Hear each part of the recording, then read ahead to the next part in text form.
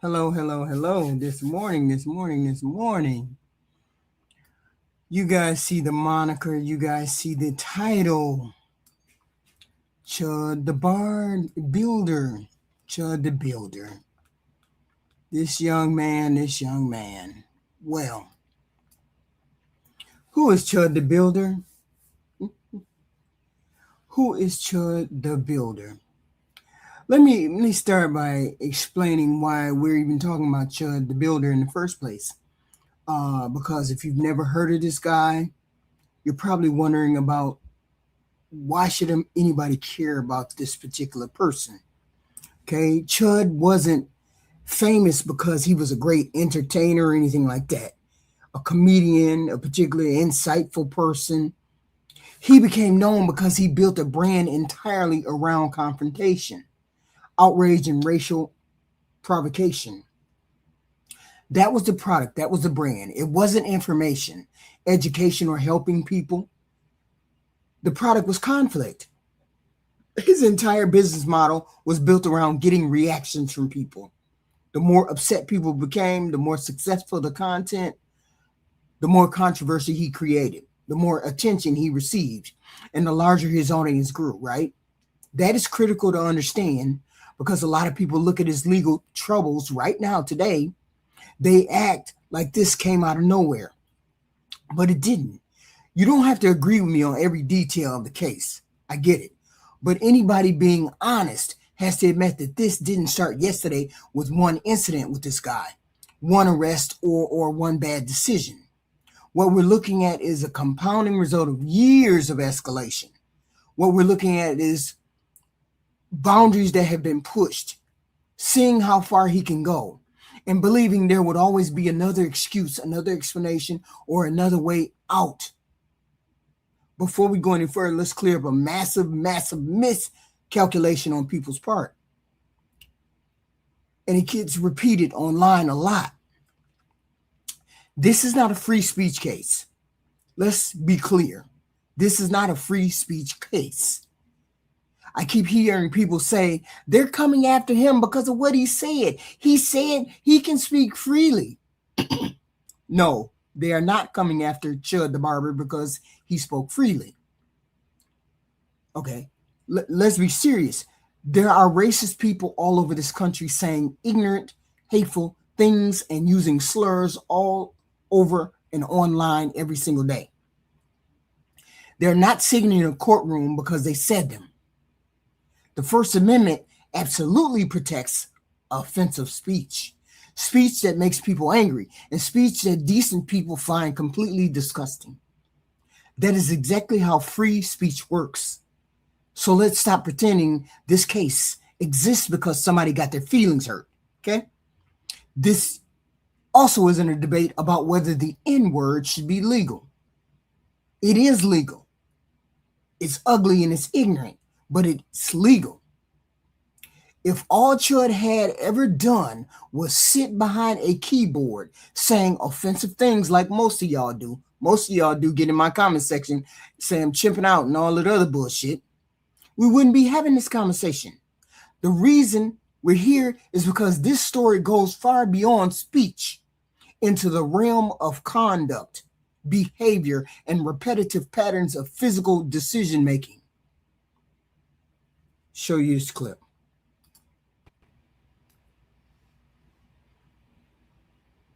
Your Honor mentioned criminal homicide. I thought that was attempted. I said, did I say homicide? I meant to say attempted criminal homicide if I didn't. Okay, understood. I thought I did, but that's still an A felony. Yes, sir. Okay. So we're gonna have a bail I'm hearing. gonna set just a bond right now to have our bail hearing. Then I'll let you make all the arguments, we can go through all the factors in the statute and see if that gets amended up or down, okay? Yes, sir. I'm going to set initial bond at 1.25 million. Based upon the fact of how many people were in the courtyard, we're here at the courthouse, and the seriousness of all these felonies. 1.25 million. When he said that, Chud's eyes closed tight. Closed tight. And this is the real lesson people are missing. When I look at this situation, I don't see a man who woke up one morning and suddenly made a terrible decision. I see a man who spent years being systematically rewarded for making these terrible decisions. Eventually, when that goes on long enough, something breaks inside of a person. They stop seeing the warning signs, criticisms, consequences of what they're actually doing. And instead, he started viewing all of it as proof that they're important, powerful, and winning. The core question right here is, how does somebody spend years escalating conflict, provoking people, getting rewarded for it, and eventually convincing themselves that he can do it forever? When I look at everything that led up to this decision, this moment, I think there are 5 reasons he believed he could walk away. He was rewarded for this escalation. Some of y'all goofies out there put your money up thinking this was a free speech case. It's not a free speech case. This man took a gun out and shot somebody. Human beings do what works. It really is that simple. If you tell a joke and people laugh, you're going to tell more jokes. If you work hard and get promoted, you keep working hard. By that same fucking logic, if you do something stupid like run up to black people and continue to say the nigga word, and then you have white people laughing, you're going to continue to do that, right? If you do something stupid and people throw money at you, eventually you convince yourself that the stupid thing isn't so stupid anymore, right? That is one of the biggest lessons in this entire story. People kept asking how someone gets to this point and continues to push boundaries, and the answer is because the market was validating it. People online was validating this man. Let's be completely honest about what the internet rewards. It doesn't reward moderation, calm discussion, or nuance. It rewards outrage, conflict, and controversy. And Chud the Builder figured that out a long time ago. He figured he could get money from everybody. Let's say the nigga word. Every time there was a confrontation, an argument, a racial controversy, or an angry clip, people watched and shared it, laughed at it. The more outrageousness that he manufactured, the more attention he received, and the more successful he became. Imagine spending years discovering that your worst behavior yields your biggest financial and social reward. That's wild. You wouldn't learn restraint. You wouldn't learn to stop. You wouldn't learn to practice caution. You would learn to do more about it. You'd get more outrageous. You'd risk it. You'd push the envelope more and more. That's why focusing on a single incident and what this man did is a massive mistake. The story isn't one isolated event. It's a years-long pattern of continuous reinforcement from you goofies on the internet. Every controversy, every argument, every viral clip taught that man the exact same lesson. Keep doing it. Because we think it's funny. You calling people the N-word and them chimping out. Yeah, keep doing it. Chud, keep doing it. Over time, that drama, that dynamic becomes incredibly dangerous because you stop asking whether an action is a good idea and only ask whether it will work to get views and clicks and reactions. Once that becomes your only metric, you have no internal brake system. There's no voice telling you to slow the fuck down or stop it, that you've gone too far. There's only the desire to see how far you can go. The problem is the reality doesn't care whether your behavior worked online, whether people cheered in a chat room, or whether the clips went viral. Reality only cares about real world consequences. And by the time this creator realized that, they're usually already standing in front of a fucking judge. Like this goofy ass man. Every time Chud crossed the line and survived, history taught him the wrong lesson. Instead of realizing that one day it will catch up to his ass, he convinced himself that he could do this permanently. Ooh, we gonna find a dead chimp on the ground, and all you monkeys gonna be crashing out. But those rewards weren't just coming from straight views. They were coming from a highly specified active audience, a racist audience. To be clear, his audience helped create this problem. I'm not saying his audience is legally responsible for his decisions. Chud is a grown-ass man who is entirely responsible for his own actions. Nobody forced his hand, but if we are trying to understand the psychology of this descent into this madness, we have to talk honestly about the people who stood there cheering every step of the way. Every creator learns from their audience. If you make content people like, they reward you. If you make content that they don't like, they leave. The problem is that Chud's audience wasn't rewarding maturity, good judgment, or restraint. They were explicitly paying for conflict. Every time there was drama or racial hostility, they didn't just show up. They donated, subscribed, clipped the content, amplified it across the internet. Imagine thousands of people validating your worst impulses every fucking day, telling you that you're right and the rest of the world is wrong. Validation is one of the most powerful drugs on this planet, and people will destroy relationships, careers, lives just to keep getting it. Hence this goofy right here. Chud's audience helped construct a completely distorted view of reality, where every piece of criticism was twisted into confirmation. If people agreed with him, he was right. If people criticized him or tried to hold him accountable, it was just proof that he was over the target. He was right. He was correct. They were just chimping out. Eventually, an echo chamber like that destroys any mechanism you have for self-correction. The audience stops helping you grow and instead locks you in a cycle of perpetual escalation. Followers don't automatically make you powerful.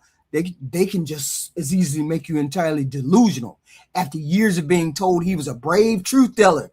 Yes, the N-word ain't illegal. It ain't illegal to say the N-word, nigga, nigga, nigga, nigga, nigga. It ain't illegal. He probably never felt more powerful in all his days. Once you start believing you have that kind of power, you stop seeing the limits and you start believing the rules simply don't apply to you. Let me play this clip. Influencer Chud the Builder will remain behind bars, accused of attempted murder and linked to dozens of violent videos online. Good evening and welcome to News 2 at 5. I'm Bob Mueller. Sorry about that. Keep going. Dalton Etherly, better known as Chud the Builder, enters a Davidson County courtroom Wednesday. The social media influencer facing charges in Nashville after he refused to stop live streaming inside a restaurant at the Omni Hotel and then refused to pay. But the hearing today mostly focused on a separate case in Montgomery County. Prosecutors played videos and reviewed social media posts made by Etherly, posted before the shooting outside the Montgomery County courthouse. They were racist and violent. So even social media would recognize what he's saying is improper. Yes, sir. And improper is a nice word, correct? Yes. All right. Etherly is charged with attempted murder in that case. Etherly's attorney argued the court should consider threats his client receives online. Mr. Etherly has made complaints about people making threats to him, correct? In fact, to the local sheriff, well, I say local, we're in Davidson County, but to the Montgomery County Sheriff's Department, he's made several complaints, including people threatening to chop his infant son's head off. In the end, the judge sided with prosecutors and revoked Etherly's Davidson County bond, citing concerns about the violent social media posts. Etherly's attorney filed a motion to dismiss the charges in Nashville, but that was not addressed today. Mr. Etherly's looking at being held without bond on misdemeanors that he ought to have been cited for. And he's charged with a resisting arrest that I think even the state would capitulate as improper. His next court appearance in Davidson County is set for June 25th. Your life ruined. Your life ruined. The internet made him feel powerful. This was another one of the reasons why he thought he could get away with it. There's a massive psychological difference between having an audience and actually feeling powerful. Plenty of people have followers and subscribers without believing they're totally and completely untouchable. But in Chud's case, every ugly thought was agreed with, every racist joke was laughed at, every boundary crossed was celebrated as an act of bravery. Most normal people have somebody in their life, a spouse, a parent, a child, a co-worker, willing to pull them aside and tell them, you on some bullshit, man. You're taking things too far, man. You need to calm the fuck down, man. The internet did the exact opposite of Chud. It looked at his behavior and should have treated him like this was a big gigantic warning sign, a big red stop sign. But they turned it into entertainment. When you spend years inside that kind of mythology like he did, you stop questioning yourself.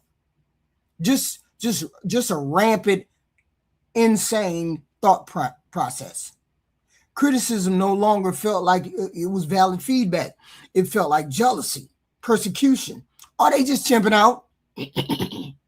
Or proof of his own importance. He became the permanent hero of his own story, where he's the brave one and everybody else is weak and facts don't matter and I'm just practicing free speech. The internet lied to this man. It told him he was smarter, more important, more powerful than he actually was. And for the first time in his life, he probably believed it. I mean, my understanding is he live in a trailer park, don't have a job, can't see his kid. They finna change the name of his kid, can't keep a job. This is part of some of the mental illness that some of these people have. But feeling powerful and being powerful are two totally, completely different things. And this false sense of invincibility led directly to his next major mistake, the belief that the legal system itself would act as his personal shield. He thought the law would protect him. When someone convinces themselves that they're untouchable and smarter than anybody else, they inevitably start looking for legal justification to validate whatever they want to do. In this story, the justification was a deeply flawed, weaponized understanding of self-defense. Let's be clear. Self-defense is a completely real, legal, recognized right meant to act as a last resort shield when trouble finds you and you're left with no other choice. The danger arises when people stop treating self-defense as a shield and start treating it as a premeditated strategy, which this goofy person did. There's a toxic subculture online that believes if you memorize a few legal phrases, you can actively provoke people, engineer a crisis, escalate a confrontation, and then magically hide behind the word self-defense when things go wrong. Real life and actual courtrooms do not work like a video game.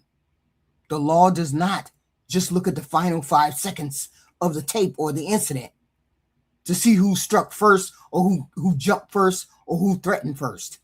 It looks at the totality of the circumstances. It asks about the proportionality.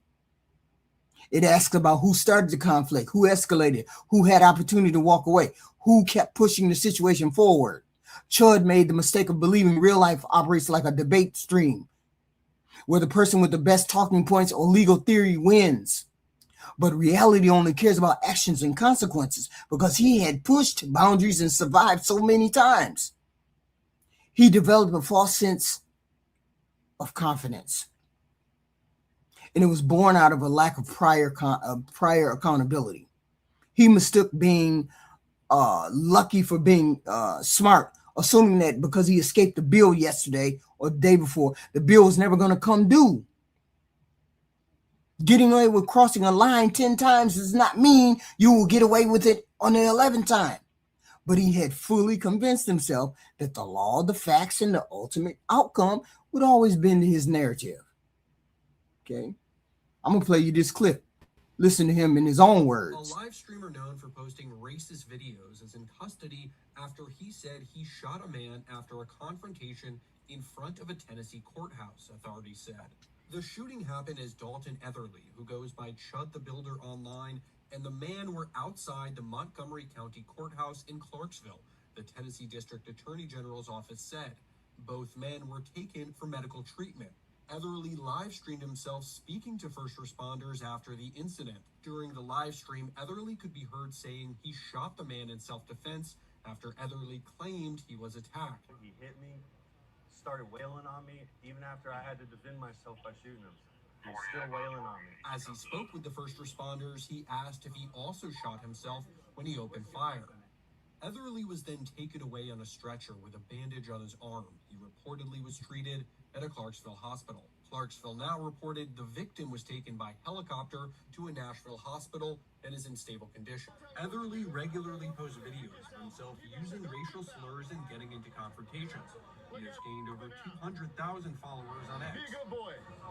You heard me. In a separate incident a few days prior, Etherly was kicked out of a restaurant and arrested in Nashville on charges of theft of services, disorderly conduct, and resisting arrest.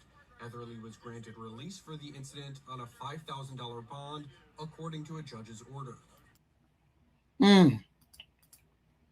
Wow. He got more charges than a little. He didn't expect them to start piling up on his ass. He was acting up before he did this. He confused the internet power with real world power. This brings us to what might be the single biggest misunderstanding of all: confusing internet power with real power. The internet is highly effective, making people feel vastly important. If you get enough views and subscribers, strangers know your name and repeat your opinions, your thoughts, and it becomes incredibly easy to mistake that digital attention for actual clout. But internet power only exists within the confines of a screen. It works beautifully in comment sections on live streams. Real power is something entirely different, right?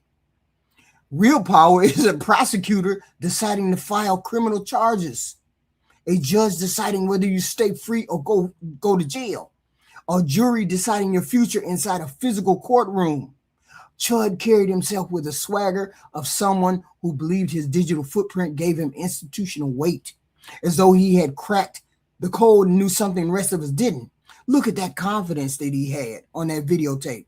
That mindset is the ultimate lie the internet tells people, that you can build your own insular reality, but the second a prosecutor signs an indictment, your subscriber count, super chats, meme coin, and viral clips stop mattering wholeheartedly.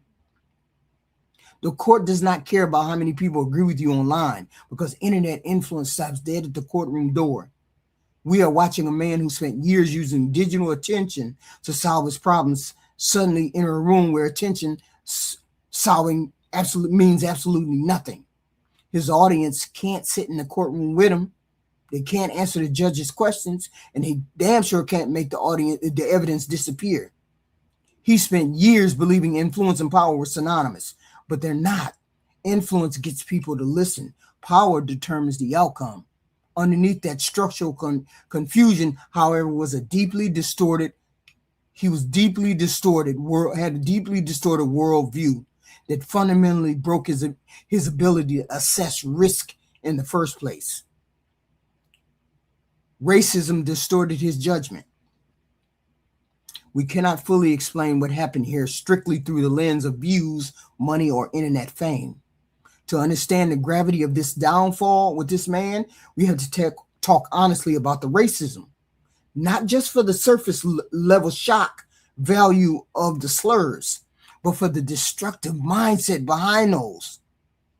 People often think racism is simply disliking somebody based on their race, but it does something far more dangerous to the person harboring it. It fundamentally distorts their cognitive processing and breaks their ability to accurately gauge reality. Chud's content wasn't just offensive, it was explicitly dehumanizing. There's a distinct difference between calling someone a name and treating them as though they're less than human. If you spend years referring to people as animals and reducing them to caricatures, your brain stops seeing them as human beings, as individuals, and you completely lose the capacity to respect what they are capable of. This is why Chud belongs in jail. This is the fundamental reason that he belongs in jail. Something is mentally wrong with him. Racism breaks your judgment because it forces you to make critical life decisions based on a fantasy stereotype rather than objective observation. It makes people underestimate others while drastically overestimating themselves. Chud's worldview convinced him that the people he targeted were weak, predictable, and wouldn't fight back or utilize the legal system against him. He assumed consequences were less likely because he had convinced himself that the people he was targeting didn't matter. That brand of arrogance makes a person incredibly careless. You stop seeing risk, you stop being thoughtful, and you assume you're always the smartest person in the room. Racism didn't just accompany this story.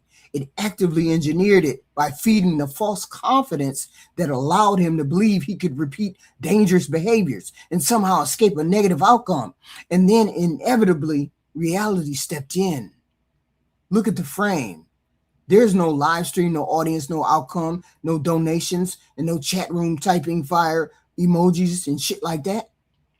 There's only lawyers, prosecutors, a judge, concrete consequences. You can avoid delay and talk over reality for a long damn time, but it eventually catches up to everybody. This is the exact moment where years of validation, escalation, arrogance, and bad lessons in behavior completely collide with a system that couldn't give a damn about internet mythology. Let me play this last clip. Staff asked him not to, then refused to pay. Etherly also faces separate felony charges in Montgomery County for a shooting investigation. During Etherly's court appearance, one investigator on the stand recalled the shooting. Shots were shown to be fired prior to them hitting the ground. Shots are being shown to have been fired prior to that? Yes. And how? Whoa, okay, so look, bro, if that's true, and that's a cop saying that, this isn't a he said, she said, we on stream, he said this, and I said to you guys in a previous video about this, I said, Chud live streams everything.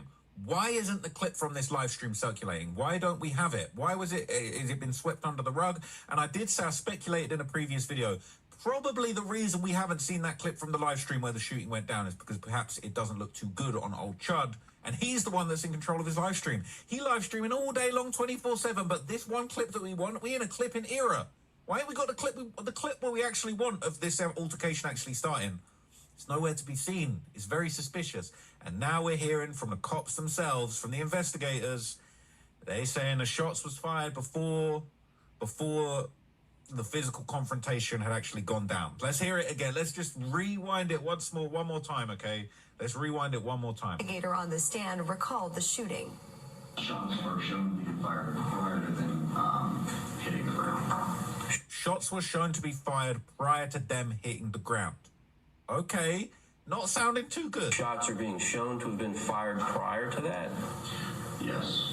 And how do we know that?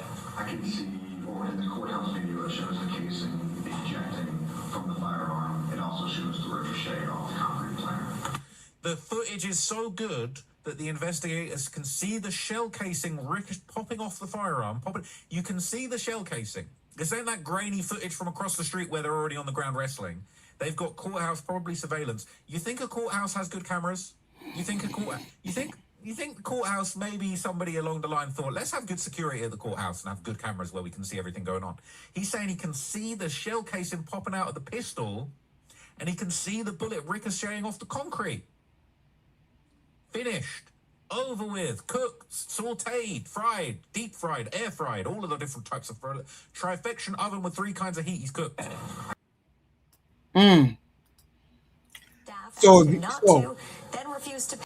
If you didn't understand what he was saying is Chud the Builder was trying to call self-defense. And Chud the Builder shot before the man even got to him.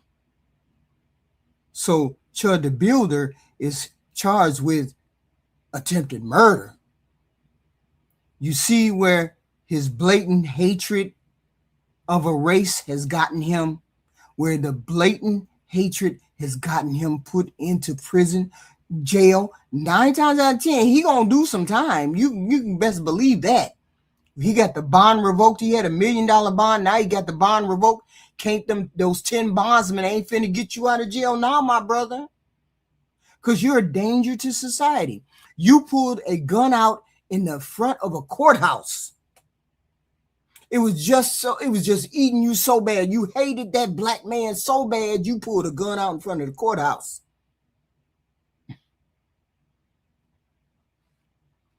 This was never about one single incident. A free speech crusade. Fuck that free speech. There ain't nothing about free speech about this case. Or a case of hurt feelings. This was about a documented pattern of behavior. The internet taught Chud that outrage was success, confrontation was strength, and attention was synonymous with immunity. Every time he escalated, the audience grew and the money came, teaching him that he was winning. The problem is that the metrics do not measure wisdom, character, or judgment. All of the factors we've laid out. The rewards for escalation, audience reinforcement, the legal fantasies, the confusion of digital clout with institutional power, and the racial arrogance. Racial arrogance are not separate stories. They're interlocking pieces of an exact same trap. With each bad decision making, the next one significantly easier until he was completely insulated from reality. What a figure like this needs is not internet mobs or performative cancellations. They need sober, quiet accountability. Accountability is one of the few things left in this world that is entirely indifferent to your subscriber count or your reputation online. It simply asks one question. What did you do, Chud the Builder? This story resonates because Chud is not unique.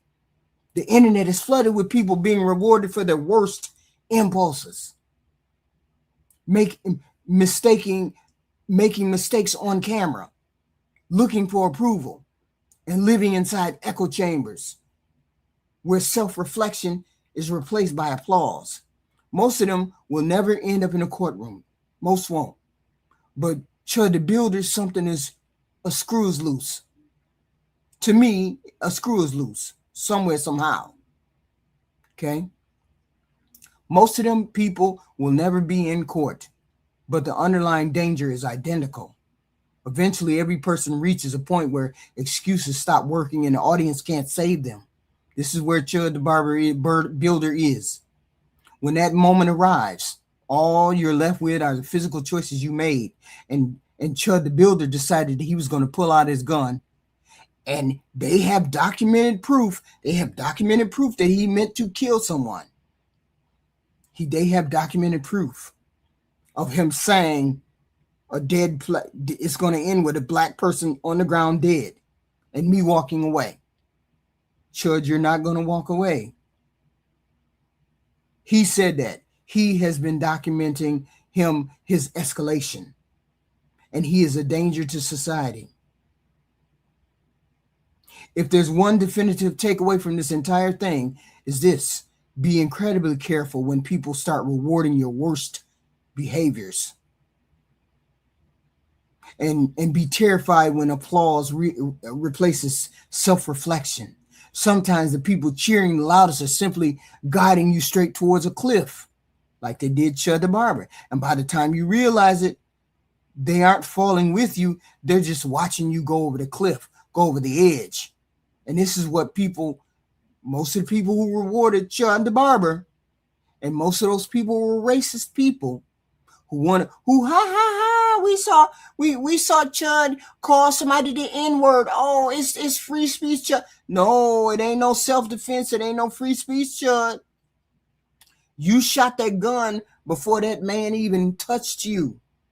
And they can prove it too, because it's on the videotape right outside the courthouse.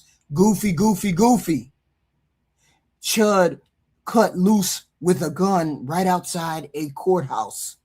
They have excellent, excellent, excellent videotape of him shooting the man before the man attacked him.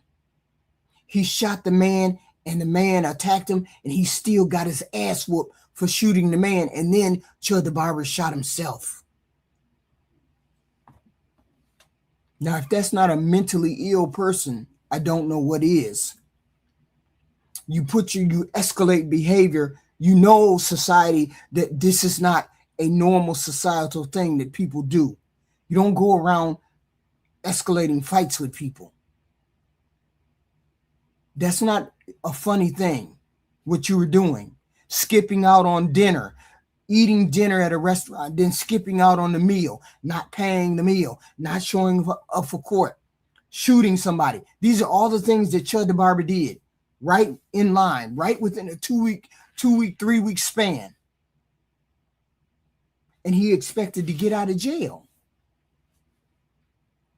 So now all you goofies who donated to his money, now your money is gone, because he can use it any way he wants to use it, I guess. But he won't get him out of jail.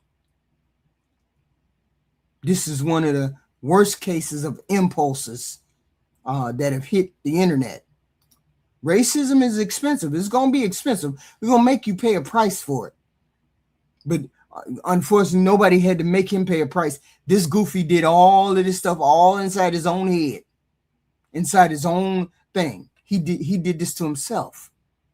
Nobody did this to Chud the Barber. This is definitely a case of shooting your own self in the foot. All because you didn't like black people. All because you hated black people. And this took you to the brink. Took you to the brink of prison. You know, play stupid games, win stupid prizes. That's all I can say.